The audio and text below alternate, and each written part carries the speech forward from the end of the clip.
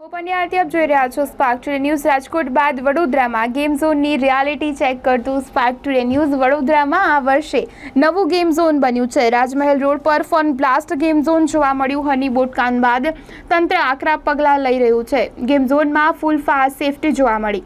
Fire એક્ઝિક્યુટરના અને sprinkler આખા game ઝોનમાં જોવા મળ્યા, જેમાં આયોજકો પાસે ફાયર એનઓસી હોવાનું સામે આવ્યું છે. ગેમ ઝોનનું નામ ફન બ્લાસ્ટ છે અને ફાયરના સાધનો આપણા જોડે પૂરતા પ્રમાણમાં છે સાહેબ. કયા કયા સાધનો છે ફાયરના બે મોટી પાઇપ છે, પછી બ્લેક કલરની પાઇપ છે, એટલે બધાના અલગ અલગ નામ છે. અને પેલો ફાયર માટે જે આવે ને ઇન્ડોર સ્ટેડિયમ અને આઉટડોર સ્ટેડિયમ બેવ છે. હજી આઉટડોર ચાલુ નથી કર્યું. એટલે ઇન્ડોર સ્ટેડિયમમાં કેટલા ઇક્વિપમેન્ટ છે? બધા જ છે? બધા એમાં ફાયરના જે પેલા બાટલા શું કહેવાય, હા એ બી છે.